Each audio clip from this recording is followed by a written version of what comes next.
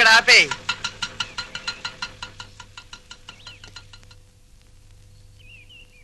ఏమంటారో ఏంటో.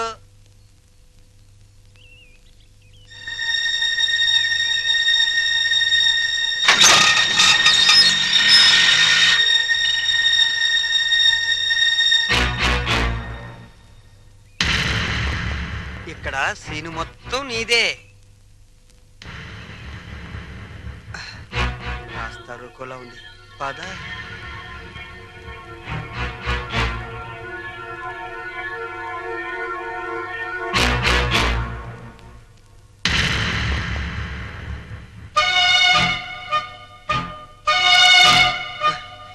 జగన్నాథరావు గారు అమ్మాయిగా ఈ పిల్ల ఫోన్ చేసి నన్ను రమ్మంది.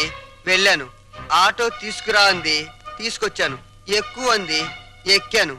మీ ఇంటికి తీసుకెళ్ళు అంది, తీసుకొచ్చాను. ఇక్కడ జరిగిందంతా నాన్నగారు చెప్పారు. రాము అంటే నాకెంత ఇష్టమో మా నాన్న అర్థం చేసుకోలేదు. తన అల్లుడికి డబ్బు హోదా ఉండాలని ఆయన ఉద్దేశం. నా భర్తకు ఆత్మాభిమానం ఉండాలని నా ఉద్దేశం. అది ఇక్కడుందని తెలిసాక ఎంతో గర్వపడ్డాను. మా నాన్నను కాదనుకొని ఇక్కడికొచ్చాను. ఆశీర్వదించండి. ఆగు. నా పిల్లలు ఇంతవరకు నన్ను కాదని ఏ పెద్ద నిర్ణయం తీసుకోలేదు. అందువల్ల నిన్ను దీవించే ధైర్యం నాకు లేదు. వద్దమ్మా, వద్దు. ఈ నమస్కారాలొద్దు. అబ్బా, ప్రపంచ బ్యాంక్ లాంటి నాన్న, రిజర్వ్ బ్యాంక్ లాంటి అమ్మ, బంగారు గనుల్లాంటి మేమున్నామని నిన్నని ఈ రోజు బంగారు గుడ్లు పెడుతుందనో బాతును తీసుకొస్తే ఆశీర్వదించలేండి నాన్న. చూడమ్మా, వీళ్ళిద్దరి తర్వాత ఇంటికి నేనే పెద్దని. నేను ఆశీర్వదించనా? మీరు మూర్ఖులని మీ తమ్ముడు అభిప్రాయం. చా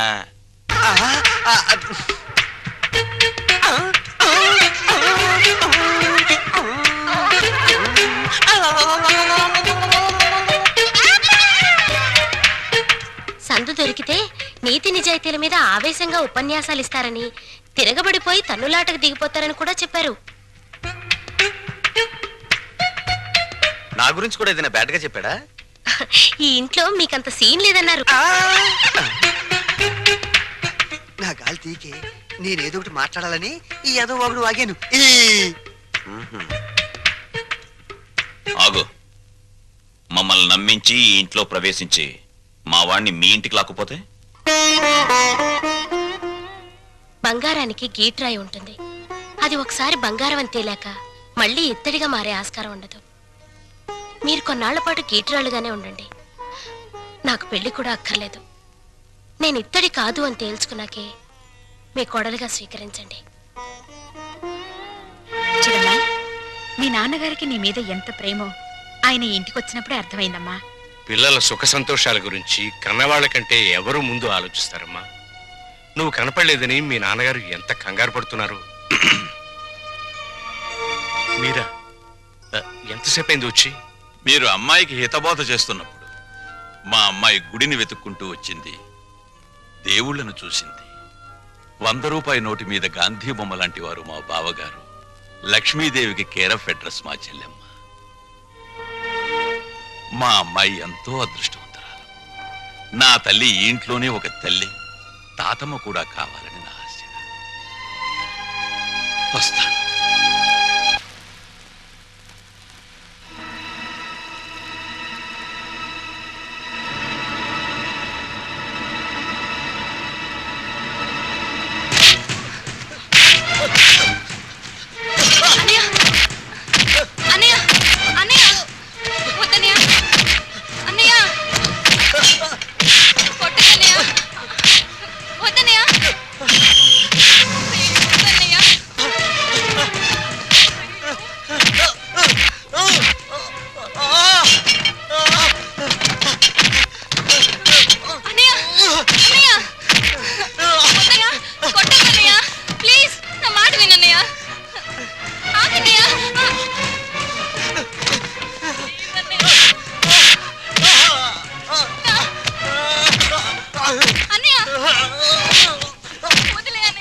వదిలేండి సార్.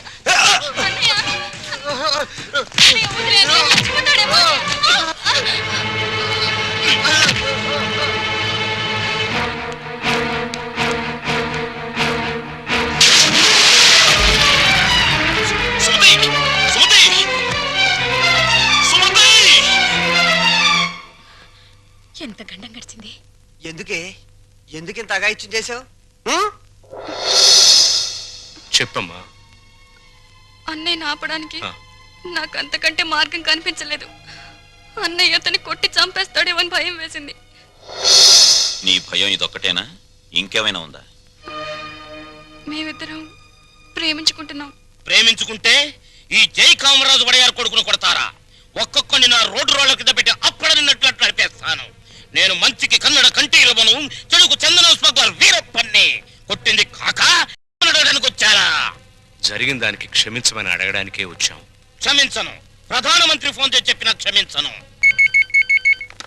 ప్రధానమంత్రి ఏమో. అలాగా. హలో, నువ్వా?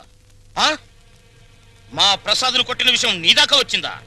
నా కొడుకును కొట్టిన వాళ్ళను తారులో కలిపి రోడ్డు వేసేంత వరకు నిద్రపోదని నా రోడ్ల మీద ప్రమాణం చేశాను రా.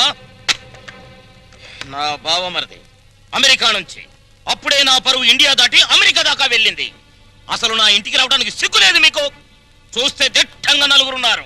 మీలో ఎవరు నా కొడుకును కొట్టింది చెప్పండి. నేనే కొట్టాను. నా కొడుకుని 10 మందిలో కొడతావా? పరువు లేని కుటుంబంలోని మనిషి కాబట్టి పశువులా ప్రవర్తించావు. మగవాడ నాకు చెయ్యి వేస్తాడు. వేస్తే నీ చెల్లెలు ఎందుకు ఊరుకుంది? ప్రేమించింది కాబట్టి ఊరుకుంది. చిచ్చే, వంశాన్ని బట్టి ఆలోచనలు, ఆలోచనలు బట్టి బుద్ధులు. ఆడపిల్లను పెంచుకోవడం చేతగాక ఊరు మీద వదిలిపెట్టిన మీ కుటుంబం బతుకు ఎలాంటిదో. కప్పు కొడుతుంది. బయటికి వెళ్ళండి నాయన, ఇల్లంతా కడిగించుకోవాలి. వెళ్ళండి. మా అమ్మ మళ్ళీ చచ్చిపోయింది. మా అమ్మ ఫోటో బద్దలు కొడతావా? నిన్ను ఎందుకంత కోపం వచ్చింది? మా అమ్మ ఫోటో పగల కొడితే నాకు కోపం, పక్కింటోడు కోపం వస్తుందా? ఆ ఫోటోకి ప్రాణం లేదుగా. అయినా అదంటే నాకు ప్రాణం. ఎప్పుడో చచ్చిపోయిన మీ అమ్మ ఫోటో పగలగొడితేనే మీకింత ఉలుకొచ్చిందే. ప్రాణానికి ప్రాణమైన నా చెల్లెల మీద చేయి పడితే నా రక్తం ఉడికిపోదా? అదే ఆడదాన్ని గౌరవించడం చేతకాని మనిషివి అమ్మ ఫోటో మాత్రం పెట్టావు. ఇందాకేమన్నారు? మగాడన్నాక ఆడపిల్ల మీద చెయ్యేడా అని అన్నారు కదా. నేను ఇప్పుడు మీ పెళ్ళ మీద చెయ్యేస్తాను. మగాడే కదా, పోలే మీరు ఊరుకుంటారా? రంగా, అమ్మా క్షమించమ్మా. అంతేనమ్మా, అంతే. దోపిడీలు చేసేవాళ్ళు, మద్దతులు చేసేవాళ్ళు, మానభంగాలు చేసేవాళ్ళు దర్జాగా తలెత్తుకు బతుకుతున్నారు. కానీ ఆడపిల్లల్ని కన్నవాళ్ళు మాత్రం తలెత్తుకు బతకలేకపోతున్నారు. అదండి ప్రపంచం. వస్తాం సార్, వస్తాం. ఇందాక మీ ఇల్లు కడుక్కోవాలన్నారుగా, మర్చిపోకుండా ఫినాయిల్ తో కడుక్కోండి. వదన్నా. అమ్మా నీకో శుభవార్తే. నీ మనవడికి రఘురామయ్య గారి అమ్మాయితో పెళ్లి కుదిరింది. అవును, ఈ రఘురామయ్య గారే. ఓకేను.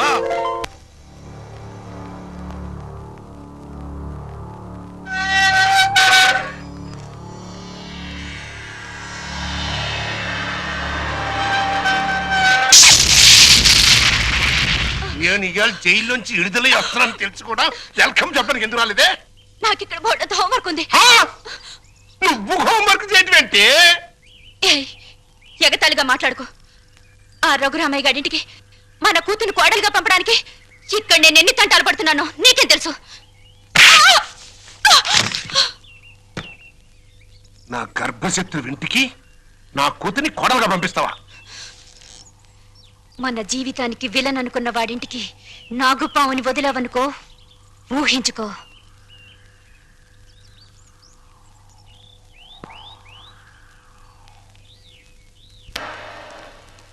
నాన్నగారు, తమ్ముడు చదువుతున్న కాలేజీ ప్రిన్సిపాల్ గారు మీకు ఈ లెటర్ పంపించారు. ప్రిన్సిపాల్ చదువు.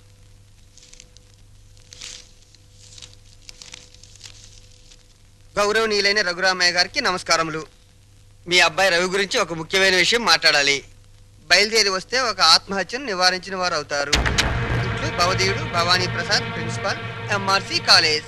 మీ అబ్బాయి రవి ప్రవర్తన ఏం బాగోట్లేదు. అయితే వాడు మా రవి అయి ఉండడు. తమ పిల్లల గురించి పెత్తండ్రి అలాగే అనుకుంటాడండి. కానీ మీ వాడు సామాన్యుడు కాదు. కొత్తగా చేరిన స్టూడెంట్స్ ని ర్యాగింగ్ చేయటం, ఆడపిల్లల్ని అల్లరి చేయటం, లెక్చరర్స్ ని ఏడిపించడం. మా ప్రిన్సిపాల్ గారిని కూడా ఏడిపిస్తున్నాడండి. ఎస్, మీరు మా వాడి మీద వేస్తున్న అభాండాలను నమ్మలేకపోతున్నామండి. వాట్? నావి అభాండాలా? What do you mean by that? అది కాదండి. రంగా నువ్వు ఊరుకో. సార్, మా వాడు. No no no no. మీరు వెళ్ళి కాసేపు ఆ పక్కన వెయిట్ చేయండి. నేను మీ వాడిని పిలిచి విచారిస్తాను. అతనేమిటో అతని ప్రవర్తన ఏమిటో మీకే తెలుస్తుంది. ప్యూన్, ఇవన్నీ ఒట్టి గ్యాస్ కవర్లే. రవి గారు, మిమ్మల్ని ప్రిన్సిపాల్ గారు పిలుస్తున్నారు. ఏంటి పిలిచారట? What is the matter? మొన్న కాలేజీలో కొత్తగా చేరిన సుబ్బారావు అనే కుర్రాడిని ర్యాగింగ్ చేశాం. ఫలితంగా అతని కాలు విరిగిపోయింది. దానికి నీ సమాధానం ఏంటి? పుత్తూరు వెళ్ళి కట్టు కట్టించుకోమనండి. కొత్తగా కాలేజీకి వచ్చిన వాళ్ళని ర్యాగింగ్ చేయటం పాత రోజుల నుంచి వస్తున్న ఆచారం. దానికి ఇప్పుడు విచారణ ఏంటండి నా బొంద? ఆ కుర్రాడి సంగతి అలా ఉంచు. రాణి అనే అమ్మాయితో నువ్వు తిరగటం అందరికీ తెలుసు. ఆ అమ్మాయి జీవితాన్ని నువ్వు నాశనం చేశావు. ఆ పిల్ల ఇప్పుడు గర్భవతి. నాకు తెలియకుండా మీకెలా తెలుసు సార్? మీ దగ్గరకు వచ్చి చెప్పుకుందా? షటప్. లేకపోతే ఏంటి సార్, నాలాంటి గ్లామరస్ అబ్బాయికి 10 మంది గర్ల్ ఫ్రెండ్స్ ఉండటం చాలా సహజం. మీరంటున్నట్టు ఆ అమ్మాయిని నేను అనుభవిస్తే ఆ అమ్మాయి కూడా నా వల్ల అనుభూతిని పొందింది. ఇది తప్పు అని మీరనుకుంటే ఆడవాళ్ళందరినీ పువ్వుల్లో పెట్టి పూజించుకోండి. కానీ నేను చేసేది ఇంతే. అమ్మాయి రాణి, రాణి, ఇతను చెప్పిందంతా విన్నావు కదా? నువ్వేమైనా చెప్పదలుచుకుంటే నిర్భయంగా చెప్పు. సార్, ఏ పరువు గల ఆడపిల్లైనా కావాలని కాలు జారదు. ప్రేమించిన వాడు తనే సర్వస్వాన్ని నమ్మించినప్పుడు విచక్షణ పోవచ్చు. నన్నంత నమ్మించి దుర్మార్గానికి హద్దులు ఉండవని నిరూపించాడు ఈ మహానుభావుడు. ఊరుకోమ్మా, ఊరుకో. ఆ అమ్మాయి అభిప్రాయం, నీ అభిప్రాయం తెలుసుకున్నాను. ఇంకా మీ అమ్మా నాన్నల అభిప్రాయం తెలుసుకోవాలనుకుంటే మా ఇంటికి వెళ్ళండి. వాళ్ళు మన క్యారెక్టర్ కి యూ సర్టిఫికెట్ ఇస్తారు. అక్కర్లేదు. రఘురామయ్య గారు, దయచేయండి. విన్నారా మీ అబ్బాయి మాటలు? అమ్మా, నువ్వు అమ్మాయి పక్కన నిలబడు. చెల్లి నువ్వు కూడా. రేయ్, ఇప్పటి వరకు నువ్వు ఆడదాని గురించి మాట్లాడిన మాటలు తిరిగి ఒక్కసారి మాట్లాడు. అమ్మా చెల్లి కూడా ఆడవలేరా? మాట్లాడు. అమ్మా చెల్లి దానిలా ప్రవర్తించే మనుషులు కాదు. అవునవును. అటువంటి పవిత్రమైన ఇంట్లో దుర్వాసన కొట్టే మాటలతోనూ చేతలతోనూ నువ్వు ఒక్కడవే పుట్టుకొచ్చావు.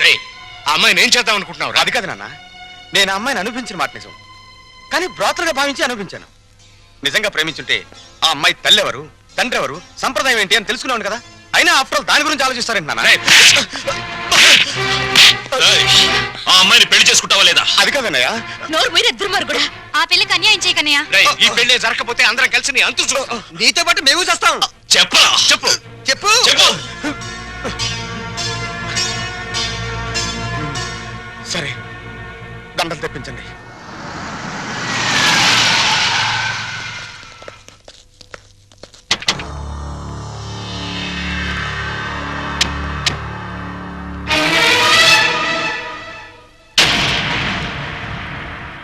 బావా బావా, బాగున్నావా? ఇంకా బాగోలే. ఆ పిల్లరా నీ కొత్త కోళ్ళం? ఆ పిల్ల ఎవరు కనుక్కో చూద్దాం. నీ వేలు విడవని మేనకోళ్ళం అంటే నీ సొంత చెల్లెలు సవితికి కూతురు. ఈ నా కీపే నీ కొత్త కోడలికి జన్మభూమి. నీకు గుర్తుందా? అప్పుడప్పుడప్పుడప్పుడప్పుడు నా ముఖం మీద నా కొడుకు చేత తుపుక్కు నుమ్మే ఇచ్చావు. ఇప్పుడు నీకు గుర్తొచ్చి ఉంటుందిలే. ఆ ఉమ్ము అప్పుడే తుడుచుకుంటే పోయింది.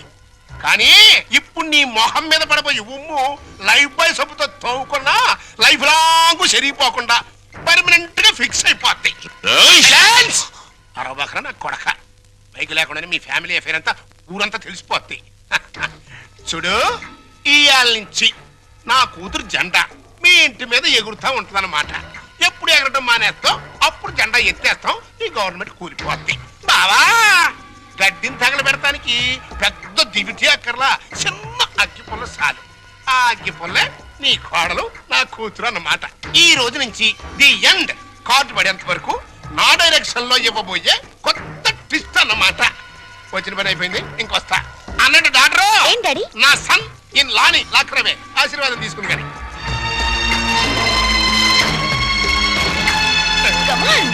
రారన్న సన్నిల్లా.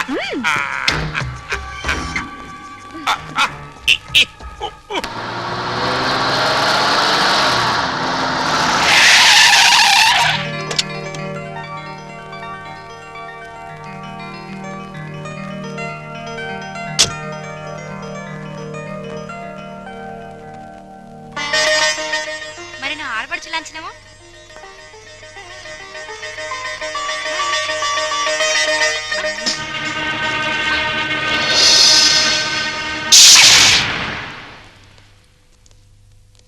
కుడికాలు లోపల పెట్టిరామ్మా.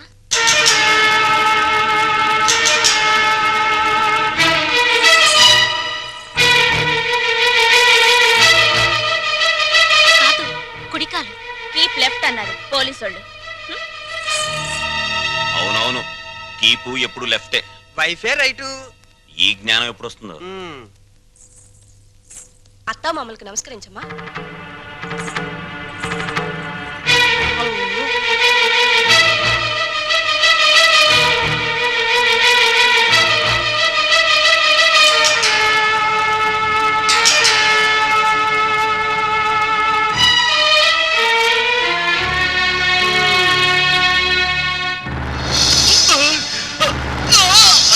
రేయ్, నీకు ఈ ఇంట్లో ఎవరు అన్యాయం చేశారని మా అందరికి ఇంత ద్రోహం చేశావురా?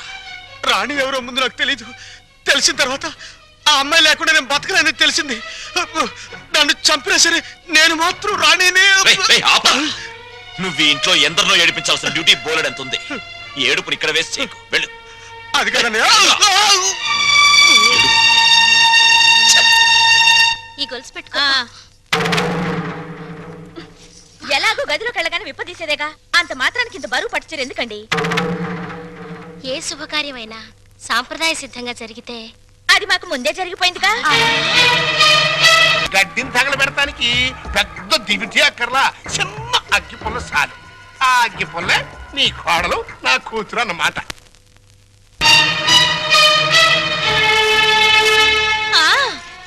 మా అత్తయ్యకి మావయ్యకి అందరికీ తెలుసు. ఆ వీక్ పాయింట్ లీక్ అయ్యాకే నన్ను ఆయనకి తగిలించారు.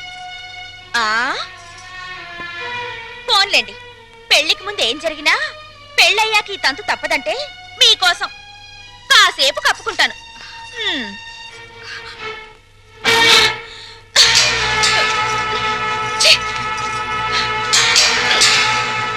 మీరందరూ పోండి.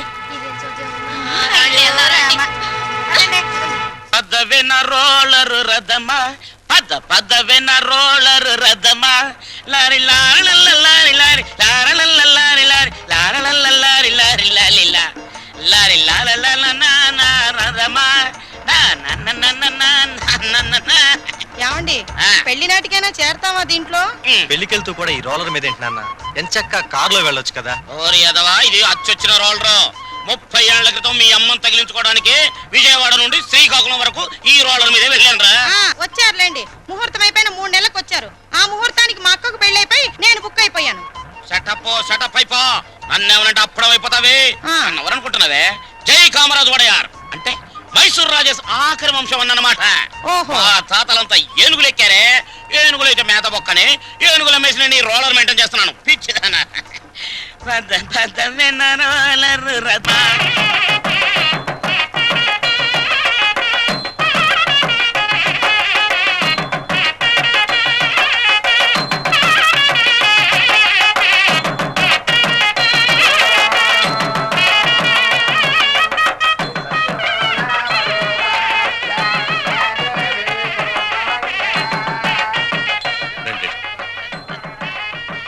ఇలా కూర్చోండి. ఎక్స్క్యూజ్ మీ, ఒక్క నిమిషం. నమస్కారం. నమస్కారం, కూర్చోండి. బాగున్నారా? 2 లక్షలు. బాబు, నువ్వు వెళ్ళి పని చూసుకో.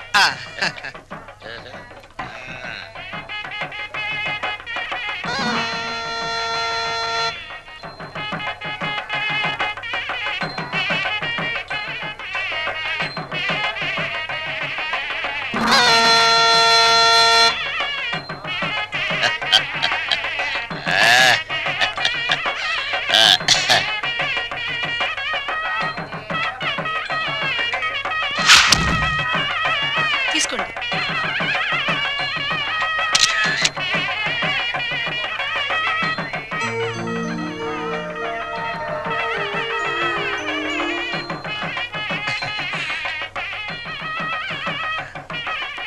అమ్మా, ఒక్కసారి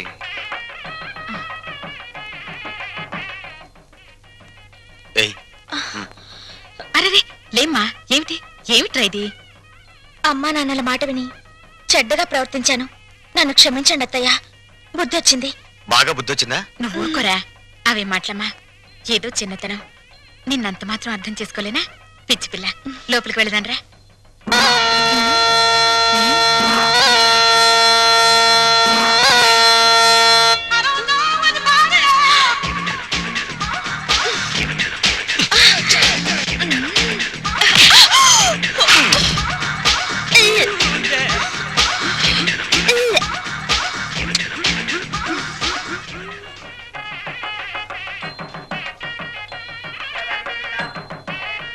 అత్తయ్య, ఏంటి ఏమైందమ్మా? తప్పుల మీద తప్పులు చేసి మావయ్య గారి మొహం చూడాలంటేనే నాకు తల తీసేసినట్టుంది. రాణి, నాకు రంగ అసలు వరుస కన్నయ్య, మరో వరుసకి బావా. ఇప్పుడు ఆయన ఏమని పిలవాలి? రంగా అని పిలువమ్మా. ఆహా.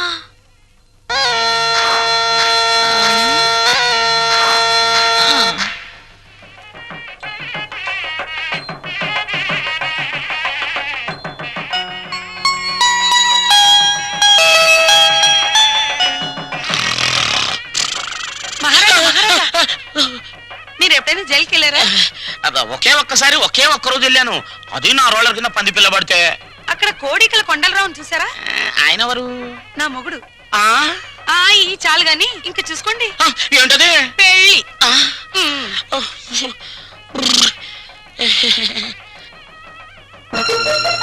అత్తయ్య, మళ్ళీ ఏమిటమ్మా?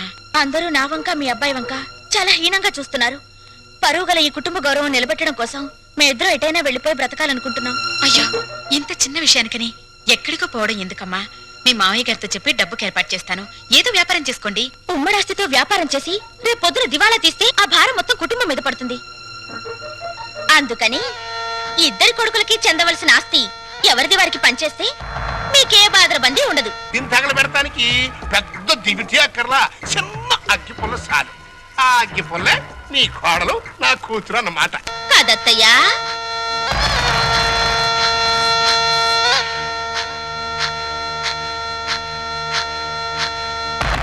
ఈ కొడుకులిద్దరూ దేవాలయంలో గబ్బిలాయిలన్నమాట.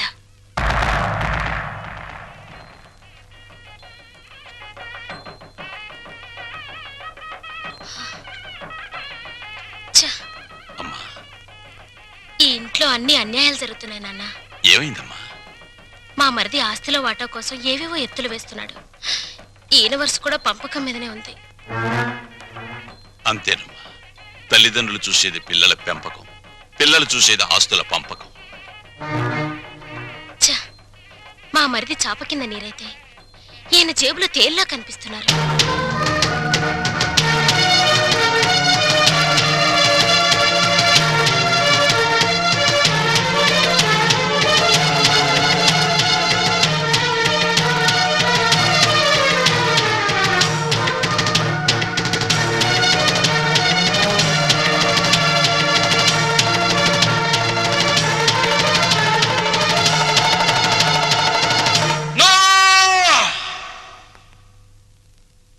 ఏమయ్యా రఘురామయ్య, మీసాలొచ్చాక కొడుకుల్ని దూరంగా ఉంచాలి, పెళ్ళాలొచ్చాక అంటరాని వాళ్ళుగా చూడాలి.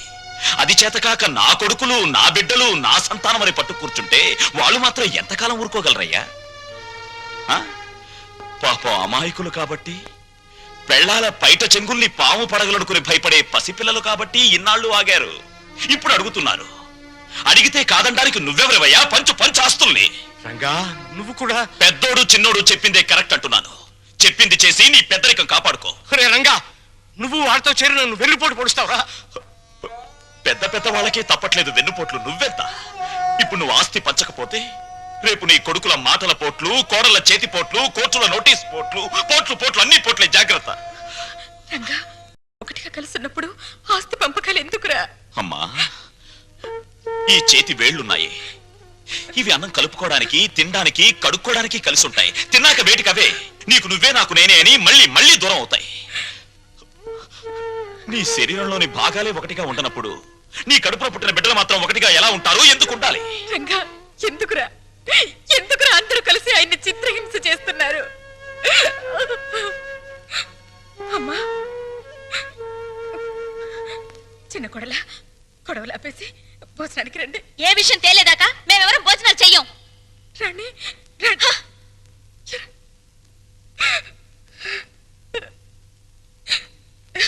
చెవండి, ఎందుకండి ఈ పట్టుదలలు? వాళ్ళు చెప్పినట్టు చెయ్యండి, ఆస్తి పని చెయ్యండి. పెళ్ళ మాటలు వినడానికి నేను నీ కొడుకులా చావటాను కానీ. చెవండి, వాళ్ళ మాట వినండి. మనకు పెళ్ళయ్యాక నేను అడిగి మొదటి కోరిక, చివరి కోరిక ఇదేనండి. ఆస్తి పంచలేదన్న కోపంతో రేపు నేను చచ్చాక నాకు తలకొరవ పెట్టకపోతే అది ఎంత బాధో ఆలోచించండి. వాళ్ళు మనిషిని, నువ్వు మనసుని చంపుతున్నారే. వద్దు, నాకు ఈ దరిద్రం వద్దు, వద్దు. అందరూ వినండి, నేను నా ఆస్తిని నా కొడుకులకి పంచుతున్నాను. నిజానికి నా ఆస్తిని 3 భాగాలు చేయాలి. 2 భాగాలు నా కొడుకులకి, 1 భాగం నాకు, నా భార్యకి. పేపర్లు తెచ్చుకోండి, ఈ ఆస్తి మొత్తం పంచేస్తాను. కానీ ఒక్క విషయం, నా భాగం కూడా నా కొడుకులిద్దరికి దానం చేస్తున్నాను. ఎందుకో తెలుసా? వాళ్ళు ఆస్తి లేకపోతే బతకలేని చవటలు గనక. నాన్న, మీ భాగం పంచడానికి వీల్లేదు. రేయ్, అది నా ఇష్టం రా. ఆ ఆవేశంలో తొందరపడుతున్నావు. బతికున్నంత కాలం బిడ్డలపై ఆధారపడి ఉండాలి. కాకి ఎంగిలి విసురుతారు, కుక్క కన్నం పెడతారు గాని ఆస్తి లేని తల్లిదండ్రులకు ఖాళీ కంచ కూడా వాసం చూపించరు. ఏరా, ఇప్పుడు నీతులు చెప్తున్నావా? ఇందాక నాకు, ఇప్పుడు నా కొడుకులకి వెన్నుపోటు పొడుస్తున్నావా? రేయ్, పంపకాలు పూర్తయ్యేదాకా నువ్వు లోపలికి వస్తే నువ్వు చంపుకు తినంత ఒట్టు. పో బయటికి. పోరా. పోతాను నాన్న, పోతాను. కానీ నేనేం చెప్పాను, ఎందుకు చెప్పానో కాస్త ఆలోచించుకో.